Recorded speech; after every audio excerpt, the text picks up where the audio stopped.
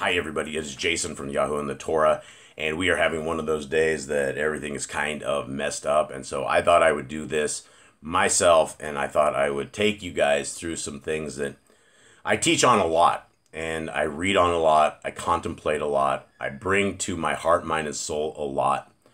And these are some of these verses that get really tricky for people when they do not read these in context. And for those who have never heard anything that we ever read or any of our thoughts or beliefs, we are the people and we are the family who believes that the laws, statutes, and commands, which are in Genesis, Exodus, Leviticus, Numbers, and Deuteronomy, are good for all time. They will make your life 1,000 times better than anything you could ever possibly imagine. They will make you strong. They will make your family strong. They will make your walk with our Creator begin. But you will never ever have the beginning of a walk to the kingdom road unless you embrace Genesis, Exodus, Leviticus, Numbers, and Deuteronomy. You have entire 65,000 different religions of people that believe that you can raise your hand and call upon the name of our Messiah and you're saved and you don't have to do anything else. They say once saved, always saved. They give you all these feel-good verses. They misquote Brother Paul all the time. And so they have people believing that the laws, statutes, and commands are no more. But when you read scriptures, it is very easy to see that the commands are for all time. And there's two things here I'd like to speak about. The very first one is this. Let's talk about this. Think not that I am come to destroy the Torah or the prophets. I am not come to destroy, but to fulfill. Now, the word fulfill means to make full, to top off. It doesn't mean abolish. It doesn't mean to get rid of. It means that our Messiah came and walked the Torah perfectly.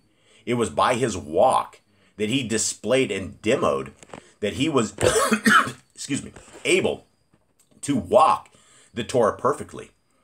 If he had not walked the Torah perfectly, his sacrifice at Calvary would not have been a thing. If he was not a perfect lamb, he would have not been the way of salvation. It is only by somebody that walked the Torah perfectly that showed us that we can walk the Torah. We can't do it perfectly because most of us have grown up in captivity. Most of us haven't even come into the Torah until long after we've already defiled our temples, defiled everything, and become straight up Babylonians. But we're not called to stay Babylonians. We are called to be people of our Creator. The only way we can do that is to keep this Torah. This is what Messiah Yahushua says. For amen I say unto you, till heaven and earth pass, one jot or one tittle shall in no wise pass from the Torah, till all be fulfilled. Guys, it says heaven and earth will pass away before the Torah, before one period, before one dash, before one iota of a character is gone of the Torah. Heaven and earth will pass away. I always say it, guys. Look out your windows. What do you see? Can you see a sky? Well, that means heaven's still here. Can you see the ground? The earth is still here. Right? That means the Torah is in effect, and it will always be in effect. Whosoever therefore shall break one of these at least commandments and shall teach men so, he shall be called the least in the kingdom of heaven. But whosoever shall do and teach them, the same shall be called great in the kingdom of heaven. Now, verse 20 throws people off because they think that the Pharisees and Sadducees were holy people of our Creator. The Christian religion has brainwashed everybody into thinking that the Sadducees and Pharisees were good people, that they were law keepers. Guys, these guys kept 200 other books outside of the Torah. They keep the Talmud, their oral Torah, Babylonian mysticism that allows you to circumcise a child and suck on the blood. That is in the Jewish Talmud. That is against the Torah. All of that is against the Torah. It's evil. It is a vile religion, and when you look at it, that is what our Messiah was fighting against. So 20 says, For I say unto you that except your righteousness shall exceed the righteousness of the scribes and the Pharisees, ye shall in no case enter into the kingdom of heaven. So when the scribes and the Pharisees did not have righteousness, so it's not going to be hard to exceed the righteousness of the scribes and the Parashim. It doesn't take much. In fact, it takes us obeying the laws, statutes, and commands and not adding to and violating Deuteronomy 4:2 if we do such a thing. Deuteronomy 4:2 says we do not add to or take away to the Torah. That is what happens when you get into modern day religion. When you join a church, when you start going to a 501c3 Sunday worshiping church, that is what happens. Now, real quickly, there is another section here that I would like to talk about. And let us go into, actually, I'll take you over to Matthew 7. Matthew 7 is beautiful. And we, as people, get lazy in everything that we do. But Messiah Yahushua, and for those who say they are Christians, to be a Christian, you would be a follower of Christ, Mashiach, Yahushua, right? You would do what he does. Well, he did the Torah because he says his will is not his will, but the will of his Father. He says he could keep it. In fact, he says, if you love me, keep my commandments. And the Christians will say, well, Jason, there's only 2 commandments. Love God with all your heart, mind, and soul, and love your neighbor as yourself. And that is not what it just said. It says, what is the greatest commandment? And that is correct. That we need to love our Elohim Most High, Yahuwah, with all our heart, mind, and soul. That we are sick when we break the Torah. That we are sick when we do evil against our Creator. Because he has told us, Messiah Yahushua says, there is a tiny narrow gate. People take this verse and they don't get it. The Christians will read this verse and think it's all good. But there's something very problematic here. Because the end of this verse, before I even read it, says, very few make this. Now, if there's 3 or 4 billion so-called Christians in the world, that's not very few. Let's take a look. Enter ye in at the narrow gate. For wide is the gate, and broad is the way that leads to destruction. And many there be which go in thereat. Because narrow is the gate, and troublesome is the way which leads to life. And few there be that find it. So we know that there's a little narrow gate. The little narrow gate could be Messiah Yahushua. We have to get through that gate. We have to call upon the name. There's no other name under heaven by which man may be saved. Right? But that little gate takes us into an entire world that we either keep the Torah or we don't. And if we don't keep the Torah, broad is the way that leads to destruction. When we don't keep the laws, statutes, and commands of our Creator, and we laugh at them, or we scoff at them, or we think they're for the old people of God, well, that could be you. You could be the people of our Creator. There are no other classifications of it other than people that are obedient to him. Obedience is absolutely everything. People don't get it.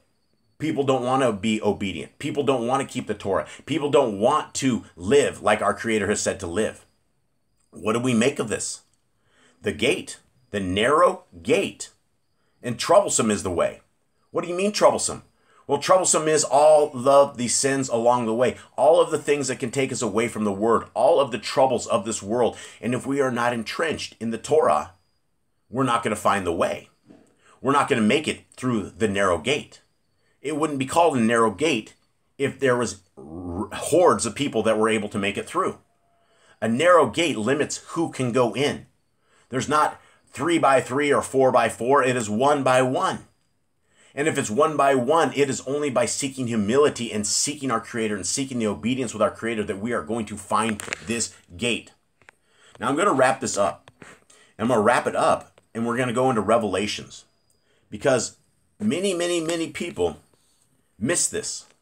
Many people miss what our brother John was writing, Yochanan, when he was writing in Patmos, right? This is something very important. Here is the patience of the Kadeshim. What are the Kadeshim? The Kadeshim are the saints. Saints. We could all be classified as saints. I don't think that I'm a saint. I am going to attempt to work to sainthood. But if you guys think that I'm saying that I'm holy in any way, I'm not. I'm the biggest sinner among all of you guys. But I realize that I live in sin, and I realize that I need a Redeemer, and I realize I need the Torah more than anything. Because if I don't have the Torah, then I've lost my way, and I've lost the path to my Creator. I've lost my chance at the kingdom road. So here's the patience of the saints. Here are they that guard the commandments of Elohim and the faith of Yahushua. Guys, it's not a set and forget. It's not a raise your hand at 8 years old. It's not a once saved, always saved. There takes two things to make this kingdom. It takes us being able to get through this tiny little gate that most people are not able to get through. And then we have to guard the commandments of Elohim, along with the faith of our Messiah. Guys, there's no other way in. There's no other lessons that should be taught. There's no other Romans road to salvation. There's none of this. There is a small gate. There is obedience to the Torah. The Torah that is Genesis, Exodus, Leviticus, Numbers, and Deuteronomy. For those who have never read it, guys, please read it as a love letter to you. Read it as a love letter from the Creator to you that says, here is how to be my child. And then you can be his child. But if you think that you're being his child, eating pork, worshiping on the wrong day, breaking Torah every single day, that is not what a child of the Creator looks like. If you are evil and your parents reprimand you and you're still evil, what are your parents going to say? What about the Creator of the universe who's given us life? He's given us hope. He's given us a path. He's given us dryness. He's given us abilities to save ourselves. Not really. Nobody can save us except our Creator. But he has given us functioning abilities that we are built in a perfect way. There is no other way forward. There is no other way to be saved. It all comes down to keeping the Torah. It all comes down to seeking our Creator and to pray and to call upon the name of Yahushua in prayer to Yah. Guys, I hope this helps you guys. I hope this helps somebody out there. People that aren't keeping the Torah. It is a beautiful thing. Guys, just read it. Start in Genesis and go very, very slowly. And understand it was written for you. It was written and preserved for you, for your eyes to see, for your heart to understand. And that you and I can meet each other one day. That we can say we made it through this narrow gate. We are on the way to the kingdom. And what a day that will be. What a day when all this evil is gone around us, when all of this wickedness of all of these people that are prospering is all gone, and only righteousness and holiness remains, and we walk with our Creator, and we walk with His Son, and we have a road. Guys, this isn't it. This world that we are living in is temporary. It's a resume. It is a resume for the world to come. It is a resume for what we're trying to get to. Look, I love you guys, and I would not be out here trying to convince you guys every single day that your souls could be in danger and that we need to seek our Creator where He's able to be found. We need to use this time that we have right now. We don't know if we have tomorrow. We don't know if we're going to wake up tomorrow and be alive. We don't know if we'll be able to function. We don't know if our minds will be right. We don't know anything. But if you can hear this right now, this is the time. This is the time that you can prepare your heart. You can humble yourself. You can seek a greater way to be. And those who say, well, it's an invisible man in the sky and none of this is real. Guys, if that was the case, which is not, if it was the case, the road of the Torah leads to success all the way around. You would do things like don't drink the blood. You would not look at your children naked. You would not marry your sister. You would not do evil things in the sight of our Creator. That is what it is all about. It's about humbling ourselves and seeking our Creator where He is able to be found. I love y'all. Have a good day.